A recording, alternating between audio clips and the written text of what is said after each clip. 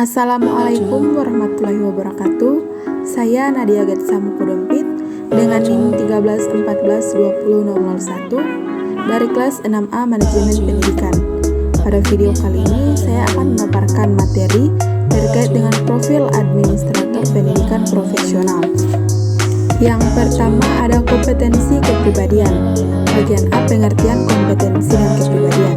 Kompetensi diartikan sebagai pengetahuan, keterampilan, dan nilai-nilai dasar yang direfleksikan dalam kebiasaan berpikir dan bertindak. Arti lain dari kompetensi adalah spesifikasi dari pengetahuan, keterampilan, dan sikap yang dimiliki seseorang, serta penerapannya di dalam pekerjaan, sesuai dengan standar kinerja yang dibutuhkan oleh lapangan, menurut Khairul Rahman tahun 2011. Sedangkan kepribadian sering dimaknai sebagai personality is your effect upon other people, yakni pengaruh seseorang kepada orang lain. Berdasarkan pengertian ini, orang yang besar pengaruhnya disebutkan berkepribadian. Dan pengaruh tersebut dapat dilatar belakangi oleh ilmu pengetahuannya, kekuasaannya, kedudukannya, atau karena popularitasnya, dan lain sebagainya, menurut Nana Syahyodi tahun 2005. Kompetensi kepribadian yang harus dimiliki guru diantaranya yaitu: pertama, bertindak sesuai dengan norma agama, hukum, sosial, dan kebudayaan nasional Indonesia. Yang kedua, menampilkan diri sebagai pribadi yang jujur, berakhlak mulia, dan teladan bagi peserta didik dan masyarakat. Dan yang ketiga, menampilkan diri sebagai pribadi yang mantap, stabil, dewasa, arif, dan berwibawa. Bagian B, faktor-faktor kepribadian guru. Menurut Alport, faktor genetik dan lingkungan sama-sama berpengaruh dalam menentukan perilaku manusia. Bukan hanya faktor keturunan sendiri atau faktor lingkungan sendiri yang menentukan bagaimana kepribadian terbentuk, melainkan melalui pengaruh resiprokal faktor keturunan dan lingkungan yang memunculkan karakteristik kepribadian. Selanjutnya, kompetensi profesional.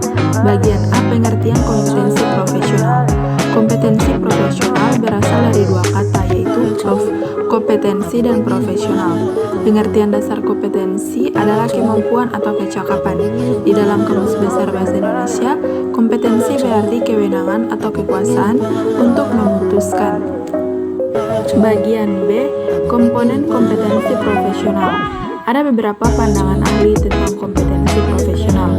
Menurut Koper, ada 4 komponen kompetensi dasar, yaitu: pertama, mempunyai pengetahuan tentang belajar dan tingkah laku manusia. Yang kedua, mempunyai pengetahuan dan menguasai bidang studi yang di bidangnya. Yang ketiga, mempunyai sikap yang tepat tentang diri sendiri, sekolah, teman sejawat, dan bidang studi yang di bidangnya. Dan yang keempat, mempunyai keterampilan dalam belajar. Bagian C, pengelolaan program belajar profesional. Kemampuan mengelola program belajar mengajar mencakup kemampuan merumuskan tujuan instruksional, kemampuan mengenal dan menggunakan metode belajar mengajar, kemampuan memilih dan menyusun prosedur instruksional yang tepat, kemampuan melaksanakan program belajar mengajar, kemampuan mengenal potensi atau entry behavior peserta didik, serta kemampuan merencanakan dan melaksanakan pengajaran remedial. Menurut Schiffer tahun 1991, kemampuan mengelola program belajar mengajar dapat dengan cara berikut ini. Yang pertama, merumuskan tujuan instruksional. Yang kedua, mengenal dan dapat menggunakan metode belajar mengajar. Yang ketiga, memilih dan menyusun prosedur instruksional yang tepat. Yang keempat, melaksanakan program belajar mengajar. Yang kelima, mengenal kemampuan anak didik. Dan yang keenam, merencanakan dan melaksanakan pengajaran remedial. Yang berikut, gaya kerja. Pada dasarnya, cara bekerja seseorang ditentukan oleh gaya kerjanya sendiri. Dan jika dibandingkan pola bekerja orang dulu dengan yang sekarang, biasanya disebut generasi milenial jauh berbeda dari segi pola pikir dan mental. Namun, yang terpenting dalam penyelesaian pekerjaan, bagaimana cara mencapai keseimbangan dalam kelancaran bekerja. Yang pertama ada tipe doing. Karyawan tipe ini paling bersemangat ketika tugas mereka selesai. Semua rincian pekerjaan ditulis setelah selesai dikerjakan. Yang kedua tipe leading. Tipe pemimpin yang memiliki visi untuk menginspirasi karyawan di bawahnya. Yang ketiga tipe loving atau si pembangun relasi. Tipe karyawan ini percaya bahwa pekerjaan bisa dilakukan dengan lebih baik jika dengan bekerja sama mempunyai hubungan yang baik antara rekan kerja. Dan yang keempat, tipe learning. Tipe learner suka menganalisis masalah dan memahami masalah dengan baik. Pribadi yang suka mempelajari hal-hal baru. Yang berikut tanggung jawab terhadap kerja, terhadap hubungan kerja, dan terhadap hasil-hasil yang dicapai. Tanggung jawab termasuk tingkah laku manusia untuk sadar akan perbuatan dan kewajiban yang harus dilakukan. Tanggung jawab dipercayakan pada seseorang atau orang lain, diterima sebagai tugas. Sikap tanggung jawab ini diwujudkan pada diri sendiri, keluarga, dan masyarakat. Sikap ini terbentuk seiring perkembangan seorang anak sampai dewasa.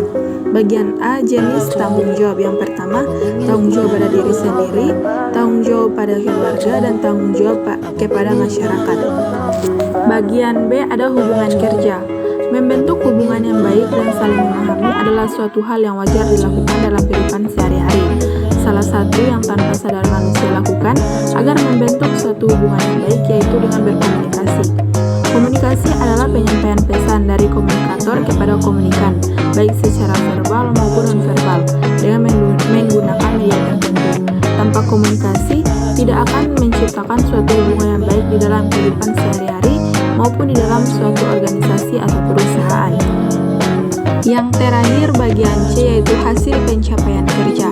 Hasil kerja adalah suatu produk berupa barang, jasa, dan informasi yang dihasilkan dari suatu proses pelaksanaan tugas dengan menggunakan bahan kerja dan peralatan kerja dalam waktu dan kondisi tertentu. Dapat bersifat manajerial maupun non-manajerial. Hasil manajerial dapat berupa petunjuk kerja, pembagian tugas, koordinasi kerja, sedangkan hasil non-manajerial diperoleh dalam pelaksanaan tugas teknis atau tugas lain yang tidak berhubungan dengan bawahan. Demikianlah pemaparan materi dari saya. Lebih kurangnya saya mohon maaf. Wabillahi taufiq wal hidayah. Wassalamualaikum